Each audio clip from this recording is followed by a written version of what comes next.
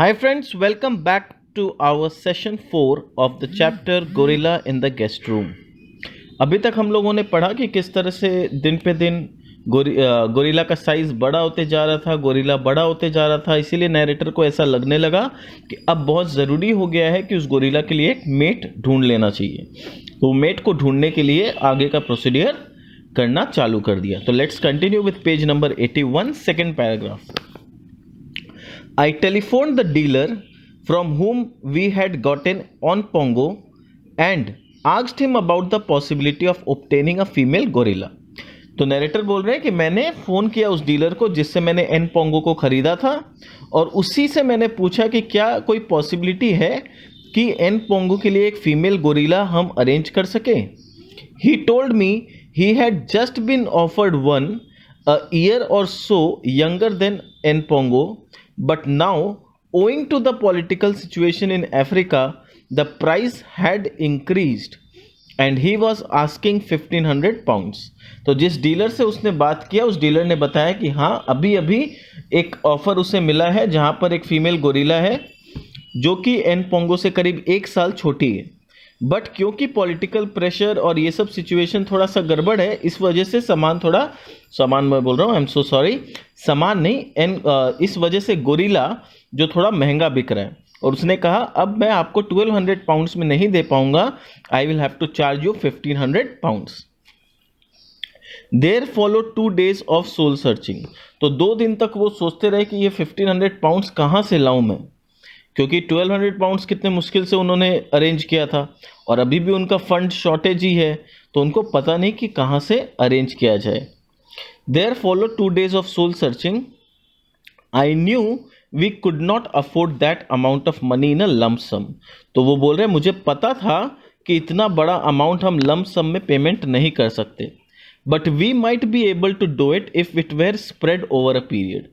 पर उनको पता था ये भी कि एक बार में तो इतना पेमेंट करना पॉसिबल नहीं है, पर ये अमाउंट अगर डीलर मुझे इंस्टॉलमेंट बेसिस पे पेमेंट करने के लिए अलाउ कर दे तो we can do that. Once again I telephone the dealer and asked him whether he could consider letting us have the animal on instalment terms. तो उसने दोबारा एक बार डीलर को फ़ोन किया और उससे रिक्वेस्ट किया कि क्या आप हमें ये पेमेंट इंस्टॉलमेंट टर्म्स में करना अलाउ कर सकते हैं। To his credit and to my relief he agreed. तो वो उसका मेरे ऊपर बहुत अच्छा विश्वास था, मैंने लास्ट टाइम भी डील किया था उनके साथ, तो उसने अग्री कर लिया कि ठीक है कोई बात नहीं, आप इंस्टॉलमेंट में मुझे पेमेंट कर देना। And said that his representative would bring her over to Jersey in weeks time. और कहा कि मेरा रिप्रेजेंटेटिव उस गोरिल्ला को लेकर, फीमेल गोरिल्ला को लेके जर्सी में आपको डिलीवर कर देगा। ठीक है। The whole zoo waited for that day with bated breath. अब वो दिन आने वाला था जब वो डिलीवरी लेके आ रहा है और पूरा जू उसका वेट कर रहा है। आई prompted by a slightly acrimonious conversation with my bank manager, spent the week by having a collecting box made over which hung the notice। तो बोला कि मेरे को बैंक मैनेजर से तो बहुत ज़्यादा सपोर्ट का उम्मीद नहीं था क्योंकि बैंक से ऑलरेडी बहुत कर्जा ले चुका हूँ। तो मैंने क्या किया, मैंने अपने जू में एक डोनेशन बॉक्स लटका दिया। उस डोनेशन बॉक्स में हमने नोटिस लिखा, we have bought Nandi on instalment plan, यानी हम इस फीमेल गोरिल्ला को इंस्टॉलमेंट प्लान में खरीदे हैं। Please help us to keep up the instalment. और प्लीज़ हमारी सहायता कीजिए, हमारी मदद कीजिए कि हम ये इंस्टॉलमेंट सही टाइम पे चुका सकें। तो आपसे जो बन पड़ता है आप थोड़ा थोड़ा डोनेशन हमें दें। So Nandi arrived crouched in a crate that I would have considered small for a squirrel. अब इसको बहुत ध्यान से समझो। नंदी जो कि फीमेल गोरिल्ला थी उसको लाया गया, पर उसको इतना छोटा पिंजरा में लाया गया जो कि नैरेटर के हिसाब से कि स्क्वेरल को रखने के लिए भी छोटा है। स्क्वेरल बहुत छोटा साइज का एनिमल होता है, उसके लिए भी नैरेटर को लग रहा है कि ये बहुत छोटा पिंजरा है। तो उस पिंजरा में गोरिल्ला को लाना मतलब कितना बुरी तरह से बेचारी को फिट करके लाया होगा उसमें। She like N'Pongo appear to be in perfect condition. वो भी एकदम स्वस्थ हालात में थी, ऐसा नहीं कि कोई बीमारी हो या कोई कमजोरी हो, ऐसा कुछ नहीं था। हर फर वॉज ग्लॉसी। तो ये सब थोड़ा सा अपने को याद रखना पड़ेगा, कैरेक्टरिस्टिक्स का डिस्क्रिप्शंस आंसर लिखने में काम आएगा। Her fur was glossy, she was fat and her skin had a sheen like satin. तो उसका फर ग्लॉसी था, वो थोड़ी मोटी थी, and her skin had a sheen like satin, but at first sight of her it was her eyes that impressed me the most. बोला वैसे तो पूरा बॉडी ही अच्छा था उसका, बट मेरे को सबसे पहले जो इम्प्रेस किया वो था उसका eyes. An Pongo's eyes, as I have said, were small and deep set, calculating and full of humour. बोल रहा है, अब वो कंपेयर कर रहा है एन पोंगो के आईज को इस नंदी के आईज से. तो बोल रहा है एन पोंगो का जो आईज था, जैसा कि मैंने आपको पहले भी बताया है, were small and deep set, वो छोटा था और डीप सेट था. Calculating the full of humour. Nandi's eyes, दूसरे तरफ नंदी का जो आईज था, were large and lustrous, Nandi का जो आईज था वो बड़ा था और चमकीला था. And when she looked sideways, और जब वो साइडवेज देखती थी, when she looked sideways she showed the whites of them. तो वो जब साइडवेज देखती थी तो उसका आंख का जो वाइट वाला पार्ट है वो बहुत अच्छा से नजर आता था. But they were frightened eyes, but ये नोट करो प्लीज, ये अपने को नोट करना है. They were frightened eyes, frightened मतलब उसकी आंखों से समझ आता था कि वो बहुत डरी हुई थी. That did not look at you स्क्वायरली, जो तुम्हें डायरेक्टली आंख से आंख मिला के नहीं देख सकती थी. They were the eyes of an animal that had little experience of human beings. वो जिस तरह से देखती थी हम लोगों को यानी ह्यूमन बींग्स को, उससे साफ नजर आ रहा था कि वो ज़्यादा दिन तक इंसानों के साथ रही हुई नहीं है. She had a very limited experience of human beings, but even that limited experience had given her no reason to trust और रेस्पेक्ट देम. और जो थोड़ा बहुत भी लिमिटेड एक्सपीरियंस था, वो एक्सपीरियंस भी कुछ अच्छा नहीं था जिसके वजह से वो इंसानों पे ट्रस्ट कर सके. यानी उसकी आंखों में ऐसा डर था, वो इंसानों पे ट्रस्ट नहीं कर सकती थी. When we released her from her cage, जब उसे उसके केज से छोड़ा गया, I could see the reason. तो मैं उसके चेहरे पे या उसके शरीर पे रीज़न देख पाया कि क्यों वो इंसानों पे ट्रस्ट नहीं कर पा रही है. Right across the top of her skull, उसके स्कल के ऊपर में वॉज अ स्कार. स्कार का मतलब होता है एक दाग था.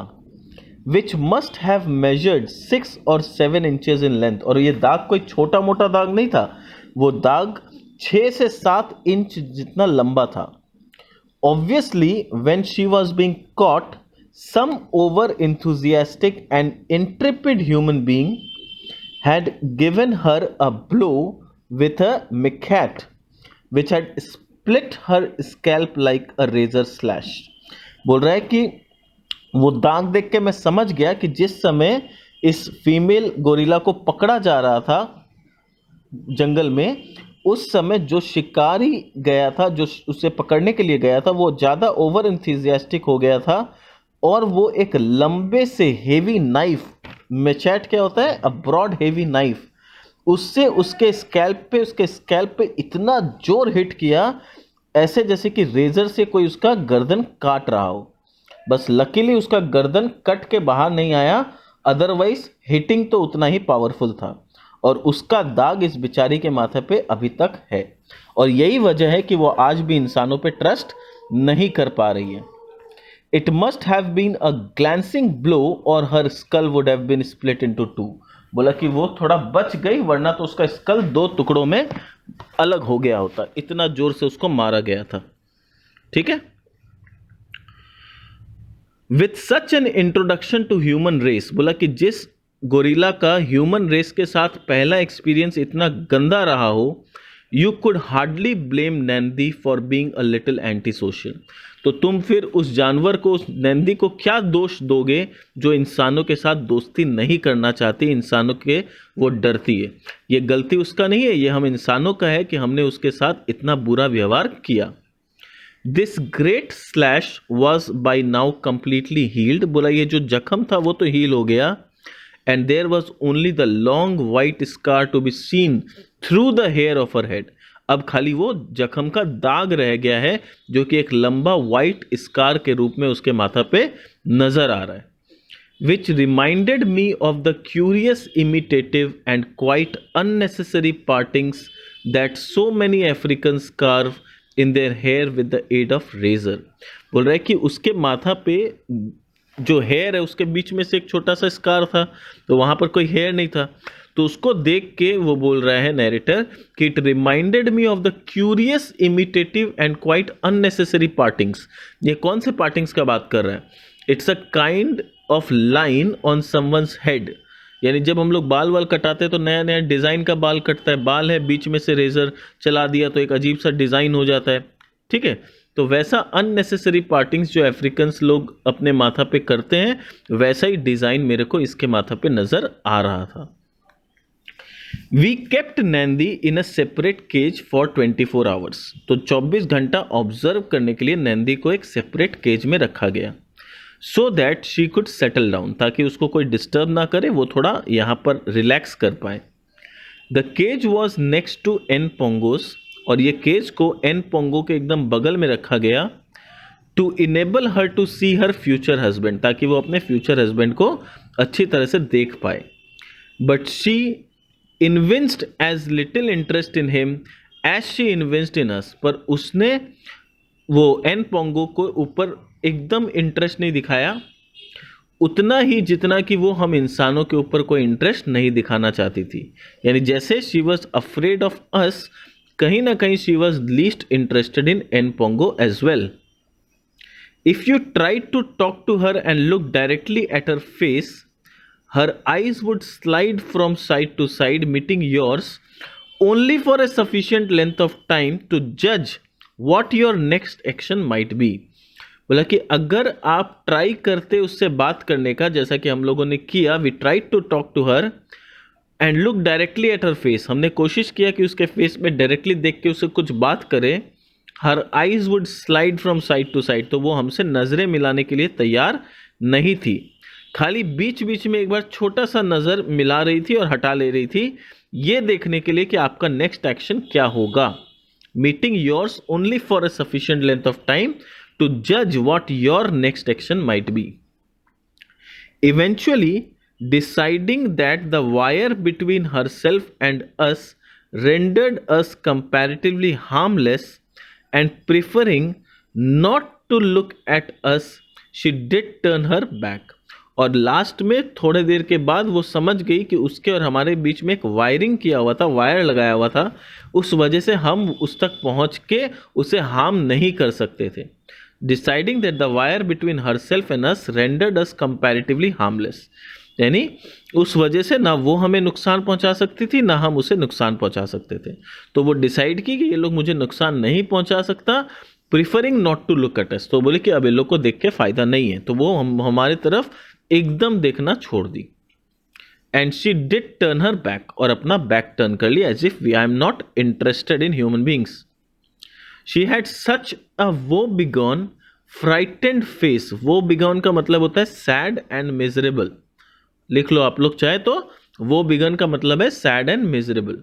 तो she had such a woebegone frightened face that one longed to be able to pick her up and comfort her, बोला कि उसका चेहरा में इतना दुख नजर आ रहा था और इतनी डरी हुई थी कि मन तो करता था कि उसे गोद में लेके खिलाएं, उसे कंफर्ट करें और उसे मन में तसल्ली दे के देखो हम लोग तुम्हारे को कोई नुकसान नहीं पहुंचाएंगे।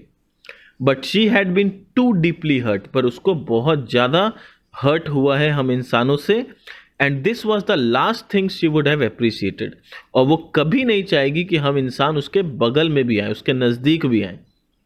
It would take us, I record रफली, at least 6 months to gain her confidence. तो नैरेटर समझ गया कि उसका कॉन्फिडेंस धीरे धीरे जीतना पड़ेगा, और उसमें कुछ भी नहीं तो 6 महीना कम से कम टाइम लगेगा जब वो हम इंसानों पे ट्रस्ट करने लगे। Even with the example of the pro human N'Pongo, बोला कि भले ही उसके सामने एन पोंगो जैसा एक गोरिल्ला था जो कि इंसानों के साथ, हमारे साथ इतना अच्छा रिलेशन बना के रखा था और हम उसके साथ इतने फ्रेंडली थे, ये सब कुछ देखने के बावजूद भी उसे कम से कम 6 महीना लगेगा हमारे ऊपर ट्रस्ट करने के लिए। The morning when we let her into the cage with N Pongo was a red letter day, और जिस दिन उन्होंने डिसाइड किया कि अब इस नैंदी को एन पोंगो के साथ ही केज में रखा जाए, वो एक रेड लेटर डे था। बट फ्रॉट विथ एंजाइटी, पर उन सबको बहुत टेंशन था। क्यों? क्योंकि दो गोरिल्ला को एक साथ केज में रखा जा रहा है, या तो वो लोग दोस्त बन जाएंगे या तो दुश्मन बन जाएंगे और आपस में मतलब मारपीट कर लेंगे। He had by now become so well established and was such a fearfully extroverted character that he obviously considered he was the only gorilla in the world and all human beings were his friends. बोला कि N Pongo का अगर मैं बात करूं तो वो आज तक उस केज में एकदम अकेला रहा है, और उस केज में तो क्या, पूरे जू में वो गोरिल्ला में अकेला रहा है, और वो हम इंसानों के साथ इतना ज़्यादा फ्रेंडली हो चुका है कि उसे लगता है कि मैं ही एक गोरिल्ला पूरे दुनिया में हूँ और मेरे से अच्छा गोरिल्ला इंसानों के लिए कोई नहीं है। और all human beings were his friend, उसको लगता था जितने भी इंसान हैं सब मेरे दोस्त हैं। We did not know how he would react to Nandi's sullenness and anti human attitude, और हमें ये नहीं पता था कि नंदी का जो ह्यूमन के तरफ नफरत वाला एटीट्यूड है उससे एन पोंगो कैसे रिएक्ट करेगा। Although for 24 hours he could see her in cage alongside him, he had shown absolutely no interest in her presence. बोला 24 घंटा से वो एन पोंगो के साथ ही उसके केज में थी, पर एन पोंगो ने किसी तरह का कोई इंटरेस्ट नहीं दिखाया उसके प्रेजेंस में। Thus, when the great moment of introduction came, we stood by with buckets of water, brushes, nets, and long sticks, just in case the engagement party did not come off with the same romantic swing that one expects from reading women's magazine. तो बोल रहा है कि जब वो लोग दोनों आपस में थोड़े से पास आए या एक दूसरे से इंट्रोड्यूस करने लगे तो हम लोग पहले से तैयार थे सब कुछ लेके। क्या क्या ले रखा था उन्होंने? We stood by with buckets of water, brushes, nets and long sticks just in case the engagement party did not come off. यानी वो लोग प्रोविजन के लिए कि वो लोग आपस में मारपीट ना कर ले या कुछ प्रॉब्लम ना हो जाए, इस वजह से बकेट में पानी भर के रखे थे कि कुछ गड़बड़ हुआ तो पानी फेंक देंगे। ब्रशेस लेके रखे थे, नेट्स लगा रखे थे कि नेट से शायद काबू कर लेंगे गोरिल्ला को। लॉन्ग स्टिक लेके रखे थे कि मारने का ज़रूरत पड़ेगा तो मार के या कैसे भी साइड करेंगे कि उनमें लड़ाई ना हो। ठीक है, with the same romantic swing that one expect from reading women's magazine. बोला कि अगर बाई चांस हम जितना इनका इंट्रोडक्शन को रोमांटिक वे में सोच रहे हैं होने का, अगर वैसा ना हुआ तो प्रोविजन के तौर पे हम लोगों ने इन सब चीज़ों को ले रखा था। When all was ready, we opened the shutters and Nandi, looking roughly distrustful, slided her way from a small cage into N Pongo's comparatively। बोला कि जब सब कुछ हम लोग रेडी कर लिए उसके बाद हमने नंदी को एन पोंगो के केज में घुसाया था। यानी ये थोड़ा सा फ्लैशबैक टाइप हो गया। पहले बता दिया था कि उसको रेड लेटर दे था जब इंट्रोड्यूस किया गया था, और अब बता रहा है कि उनको हम नंदी को उसके केज में इंट्रोड्यूस किए। तो उसके पहले हम लोगों ने क्या क्या प्रोविजन ले रखा था। ठीक है। When all was ready, we opened the shutters and Nandi, looking distrustful, slided her way from a small cage into N Pongo's comparatively palatial quarters। palatial quarter का मतलब होता है नंदी का जो केज था वो बहुत छोटा था, जैसा कि हम लोग पहले ही जान चुके हैं, और एन पोंगो को उसने एक बड़ा सा एकदम पैलेस के जैसा केज दे रखा था।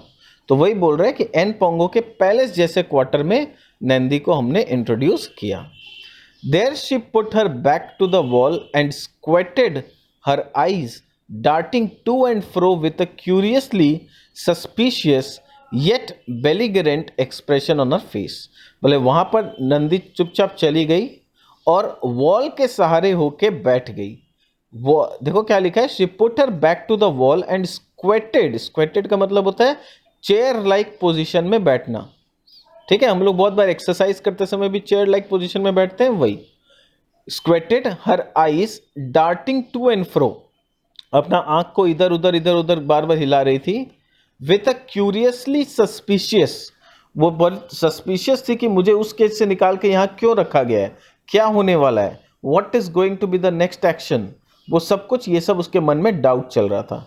येट बेलीगेरेंट, बेलीगेरेंट का मतलब है एजर्टिव एक्सप्रेशन, फिर भी वो बहुत कॉन्फिडेंट थी। उसको देख के ऐसा लग रहा था she was prepared for the next course of action. वो डरी हुई थी, सस्पिशियस थी, but at the same time ready भी थी कि जो होगा देख लेंगे। ठीक है, suspicious yes, yet belligerent expression on her face.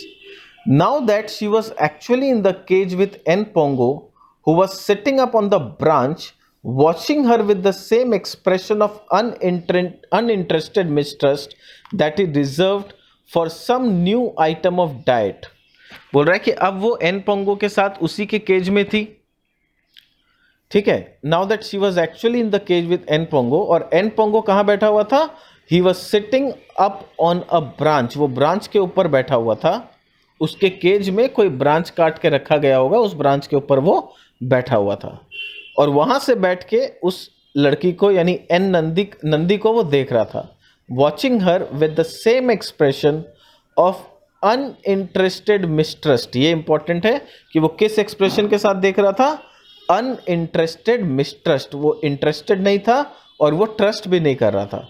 वो उसी तरीके से देख रहा था that he reserved for some new item of diet. बोला कि उसके डाइट में जब भी कोई हम नया डिश रखते हैं तो बहुत अजीब सा एक्सप्रेशन देता है कि ये नया डिश क्यों, ये अच्छा है कि बुरा है, ट्रस्ट करूं या नहीं करूं, ये सब सोचते हुए जैसा एक्सप्रेशन देता है वैसा ही वो इस नंदी को देख के एक्सप्रेशन दे रहा था। We could see that she was very much smaller than he. और अब जब दोनों सामने सामने थे तो हम दोनों को कंपेयर कर पा रहे थे कि कहाँ पर अपना एन पोंगो एकदम बड़ा ह्यूज साइज है और यह जो नंदी है she was very much smaller than he, in fact only half the size, और नंदी का साइज ऑलमोस्ट एन पोंगो से आधा है। They sat steadily contemplating each other for some minutes. वो लोग चुपचाप एक दूसरे को देखते रहे, कुछ मिनट तक चुपचाप एक दूसरे को ऑब्जर्व कर रहे थे कि वो क्या करती है, ये क्या करता है। While we on the other side of the wire did hasty checks to make sure that all our buckets of water and so on were easily accessible। बोला कि एक तरफ वो लोग एक दूसरा को कंटेम्पलेट कर रहे थे, देख रहे थे चुपचाप, हम नेट के इस तरफ मेक श्योर कर रहे थे कि जो भी हमारे पास पानी या स्टिक या जो भी नेट है वो सब एक्सेसिबल है, और जैसे ही कुछ गड़बड़ होने का हमें लगा हम तुरंत एक्शन ले लेंगे। ठीक है, तो आज के सेशन में हम यहीं तक रखते हैं। नेक्स्ट सेशन में we will continue with the next paragraph. Thank you so much for listening to our audio. मिलते हैं हमारे नए सेशन में।